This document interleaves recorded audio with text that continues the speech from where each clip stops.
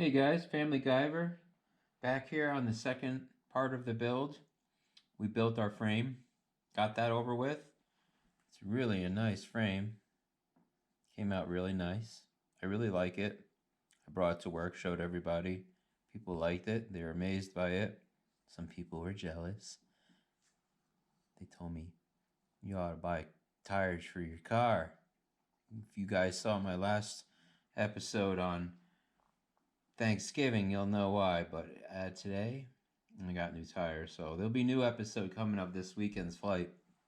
I'm taking the car and a drone up the hill, but I had already made sure and put one of these motors on there. Look at these guys, man, because they're 2203 on a 4-inch. Look at how wide that is. But yeah, 12 by 12 mount. It fits. It's nice. It's good.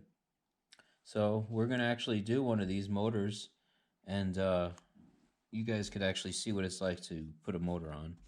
Now, it's very, very important when you build this that you put all these in the same direction. If you look underneath, there's no hole in the middle. You see that? In the middle is 4 holes, 4 holes, 4 holes and a divot. 4 holes and a divot. Okay, make sure that you have the divot up, not the divot down. It's the opposite. DD, DU. D-doo-doo. No. Yeah. No. You just want the divot to be up in the sky, okay? However you want to pronounce it and put it. All right, so we're going to open this guy. Look at that guy, Stan. He looks pretty happy. He likes FPV, you know? It looks like he's flying analog, you know, which is fine. I like analog. We're going to do with this. We're actually going to make it analog, and then we're going to make it digital. So 2203, 3390 kV, man. That's high. This is what's inside. You get the motor in a bag, sealed up, and then they give you... Oh, I need this out of the other one. I hope I could find it. Anyway, I got prop nuts. They give you an extra prop nut. Ooh, they give you something. What do they give you in here? They're giving you a little O-ring for some reason. They give you a flat washer and an O-ring. I don't know what that's about. Does that fit your prop on nice? I'll look into it. And they give you a couple different sets of screws. Personally, these are all steel screws, which are fine, but yeah, they're steel. I could feel that. These are stainless steel that came with the Apex frame, so I'm using these instead to go in, and they look nicer, and they're better quality, and they don't corrode, and when they scrape on the ground, they don't rust. So these will rust eventually. I've got issues when I fly and the ground is wet and you land and it's not like raining so you can fly, but the ground is wet, so yeah, then the bottom screws look rusty and that looks crappy. So putting stainless steel will prevent that. So let's do a motor. Let's do a motor. Oh, are you kidding me? I don't have the pink scissors. Of course, I lose things all the time. I'm always losing things. Lose. Okay, let's just rip. So we'll do what monsters do. We'll just tear a hole and we'll rip. Okay, I ripped it. All right, so we got a motor and some wires. And with the Apex frame, I ordered the red kit, so it should be coming with these red guys. So I have one here. And you just have to like look at it and see what shape it is, and you can see there's a bump there and it's a little bit longer there. So, looks a little bit longer there. Yeah, it looks about right.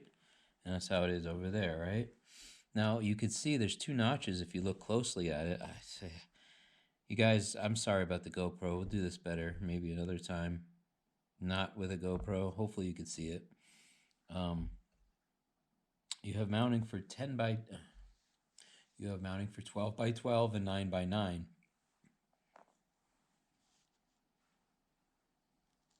This in particular is 12 by 12. So you just look at the screws that work best for this, and these, they gave short screws and longer screws. So I used the longer ones since there's TPU involved here. And the longer ones are better as long as you're not coming all the way through and touching through. So if you look, that's good. That's perfect. See, you got like 5 threads sticking through, maybe 4. And that should catch all the threads there, but not go all the way up and out. And what you don't want is to go all the way up and out. What I do is put one in first, hold your finger on it, flip it over, and then line it up, because you want your cable to be exactly lined up there. So you just want to make sure you're doing that correctly. Because see, look, it could be in the wrong spot, so which I think it is. So let's redo that. It should be up there. See? It makes a difference right there. Okay? So let's start with just the first one, and we're not gonna tighten it down all the way, but we are gonna tighten it until we feel it tight, and then we're gonna loosen it again, like one full turn. Okay? And then we're gonna get another one of those guys, medium, and then look in the light and see where this lines up. Okay. Make sure you use the outer, and make sure this, see, that moves. Make sure everything's on the outer. You're using the outer holes. So if this is sliding up, you need to make sure everything is lined up properly on the outer holes. Okay.